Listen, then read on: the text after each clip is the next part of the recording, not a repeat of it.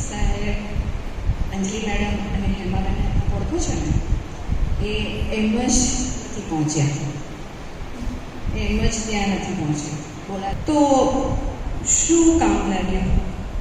Values. લાઈફમાં અમુક values હોવી જોઈએ કે આ વેલ્યુ છે તો એ લઈ જશે આગળ અને એની જાતે લઈ જશે, વધવું નહીં પડે. આમાંના કેટલા લોકોને થોડુંક 5 મિનિટનો સમય લઉં ચાલશે કે તાકાત છે ને સાંભળવાની? હા, મને થોડું ઓછું સંભળાય છે. હા, જાતે છે. તો આમાંના કેટલા લોકોને એવું લાગે છે કે મારા મમ્મી પપ્પા મને સમજી નથી શકતા? ટ્રુલી, હા, બી ઓનેસ્ટ. હમણાં જ અંજલિ મેડમે સરસ હોમવર્ક આપ્યું છે, પ્રમાણિકતાથી કરવું. આ અહીંયા કરવામાં આવેલું હોમવર્ક છે કે મારા મમ્મી પપ્પાનું કંઈ કહેવા માંગુ છું પણ એ મને સમજી નથી શકતા, એવું ક્યારેક કોઈકને લાગતું હશે. ઓકે, હાથ ઊંચો ના થાય તો એ મનમાં જે પ્રશ્ન છે એને મૂકી રાખજો. પણ એ જે પેરેન્ટ્સ છે ને, એ માતા પિતા, એ ઘણું જોઈ શકે છે જે આપણે નથી જોઈ શકતા. એમની પાસે એક અનુભવનો નિચોડ છે. અને આપણા સમાજમાં એવું કહેવામાં આવે છે કે વાળ સફેદ કરવા હોય તો ના થાય. આજકાલ લોકો વાળ કાળા કરાવવા જાય, કલર કરીને વાળ સફેદ ના થાય. અનુભવ વાળને સફેદ બનાવે, એના માટે ઘણું બધું હોય. તો એટલું હું આપણી વચ્ચે બેઠેલી બહેનોને એટલું ચોક્કસ કહીશ કે મમ્મી પપ્પા કહે એ જ કરવું જ, એવું ફોર્સ ક્યારેય નહીં કરું કોઈને મારા તરફથી. પણ હું એવું કહીશ કે એમને સાંભળજો, એમને ધ્યાનથી સાંભળજો. એ કેમ એવું કહી રહ્યા છે? કારણ કે એમને તમારી ચિંતા છે. હા, ક્યાંક ચિંતા અને પોઝેશન વચ્ચેનું અંતર શોધી કાઢશો, તમે શીખી લેશો. પણ મમ્મી પપ્પાને સાંભળજો પ્લીઝ. એ બહુ જ કન્સર્નથી આપણે કશું કહી રહ્યા છે. કેમ એવું લાગે આપણને ખબર છે મમ્મી પપ્પા મને સમજી નથી શકતા? કારણ કે આપણી અંદર આ ઉંમરમાં એક કોમળ હૃદય છે, ટેન્ડર હાર્ટ છે, અને પેલું ઉછળતું મન છે જેને બધું જ કરી બતાવવું છે. તો હમણાં જે હેમાબેને કહ્યું અત્યાર સુધીનો ઇતિહાસ, અને આઈ એમ સો ગ્રેટફુલ કે ઘણી બધી વસ્તુ મને નથી ખબર જે આજે ખબર પડી. તો અત્યાર સુધી આ સ્ત્રી વૈદિકથી અહીંયા આવી ગઈ, હવે આગળ શું એના વિશે આપણે થોડી વાતો કરીશું.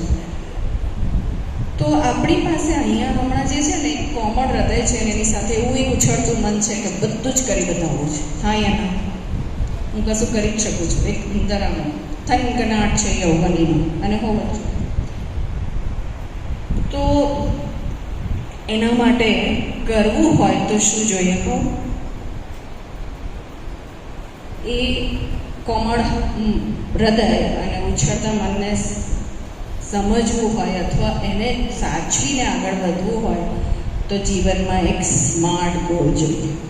સ્માર્ટ ગોલ, ધ્યેય. એનું નામ હું સ્માર્ટ એટલે કહું છું કે ધ્યેય એવો હોવો જોઈએ એસ ફોર સ્પેસિફિક. મને તો સુખ જોઈએ છે. અરે સુખની વ્યાખ્યા બહુ અલગ છે બધા માટે. તો સ્પેસિફિક.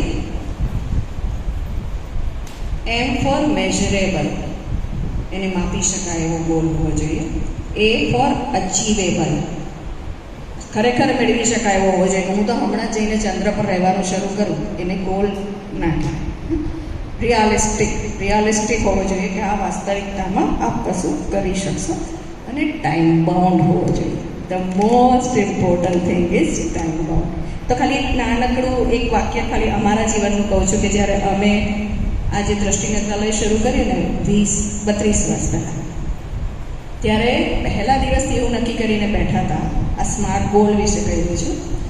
2020માં ટાઈમ બાઉન્ડ, 2020માં દાહોદ, ગુજરાતનું દાહોદ, મધ્યપ્રદેશનું વાંસવાડા અને રાજસ્થાનનું વાંસવાડા અને મધ્યપ્રદેશનું ઝાબુઆ, એને આપણે અવોઇડેબલ બ્લાઇન્ડનેસ ફ્રી કરીને છોડીશું.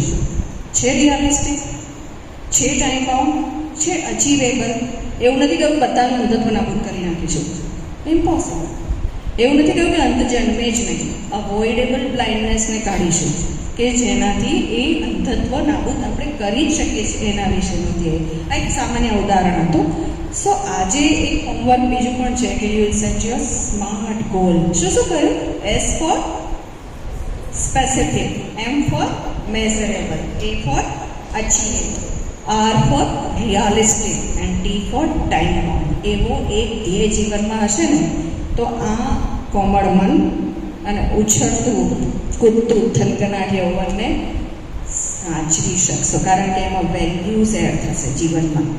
આ તો મને કરવું છે, બાકીનું બધું આવી જશે. કશા પાછળ ભાગવું નહીં પડે, પેલું ધ્યેય જ બધે લઈ જશે. અને એનાથી શું શીખશો ખબર છે? પ્રાયોરિટીઝ.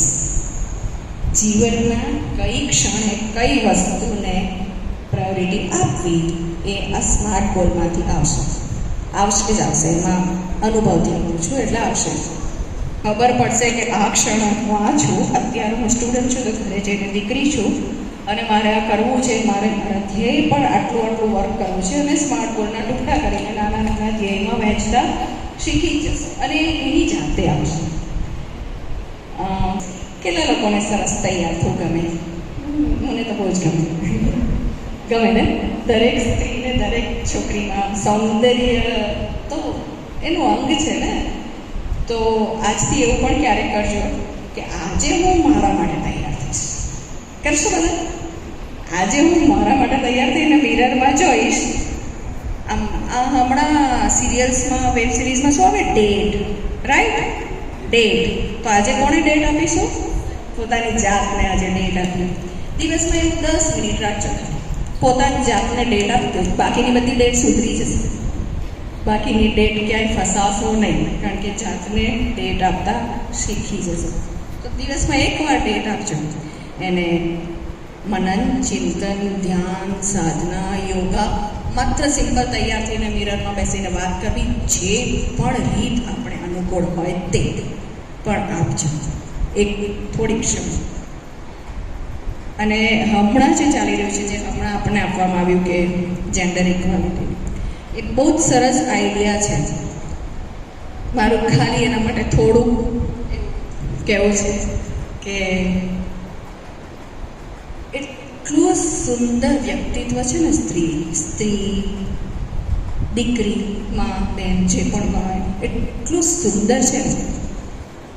નથી આપણે એમના સમોવડી થવું, નથી આપણે એમના ઉપર જવું, નથી આપણે એમના નીચે જવું. અહીંયા કોઈ પાસે એક સિક્કો છે, coin. Thank you so much. ખૂબ ખૂબ આભાર. આ એક સિક્કો છે ને. અચ્છા, કેટલાને છાપ જોઈએ છે? હાથો ઉપર કરશો. ઓકે. કેટલાને મડમ જોઈએ છે? આ શબ્દ તો ખબર છે ને, કિંગ એન્ડ ટેન. ના, ઓકે. છાપ આવી ગઈ.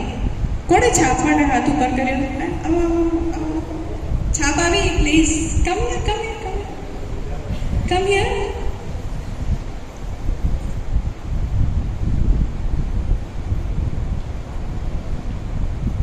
શું નામ બેટા આપનું? જ્યાંનું પંચાયત. જો છાપ આવી, ઉઠાઈ જાય. મેં માત્ર છાપ ઉઠાવવાની કહી. છાપ આવી તને મળી. ઉઠાવ.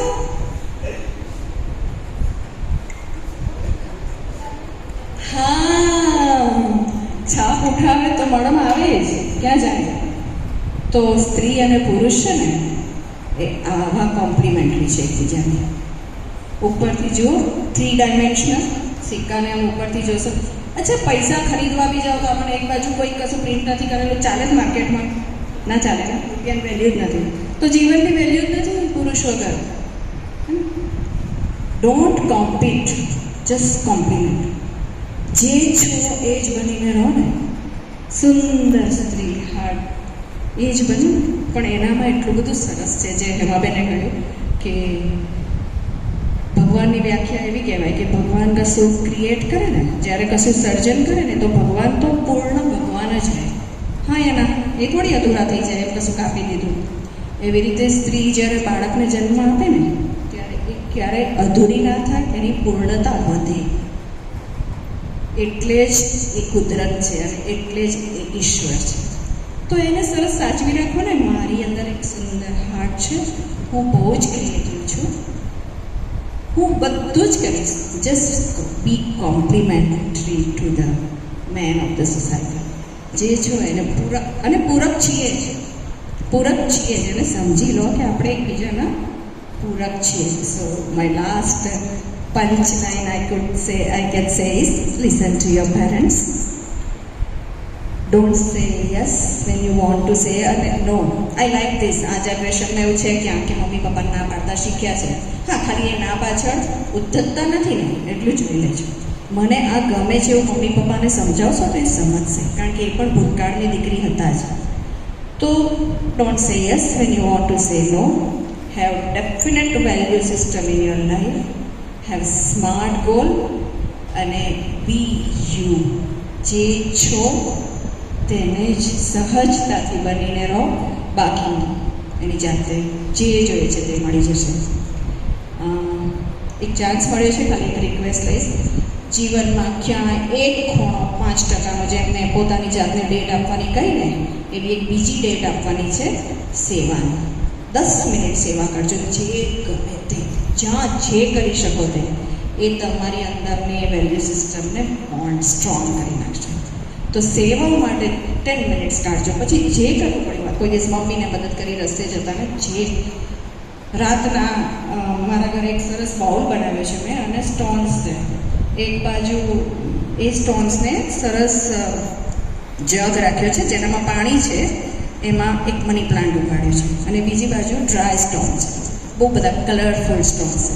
હું રાત્રે સૂતી વખતે શું કરું છું ખબર? આજે મને ભગવાને શું આપ્યું, જે મારા હકનું જ નહોતું, હું માનતી જ નથી, એનો એક સ્ટોન પાણીમાં. એવા રોજ ક્યારેક 5-6 સ્ટોન. જસ્ટ બી ગ્રેટફુલ. તો પેલું મની પ્લાન્ટ મસ્ત ઉગે છે, કારણ કે એને પાણી મળતું જાય છે.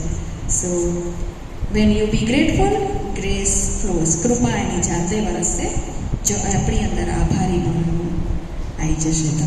સો be you, whatever you are. ઉદ્ધત નહીં, અંદરનું સુંદર આત્મા જે બક્ષો.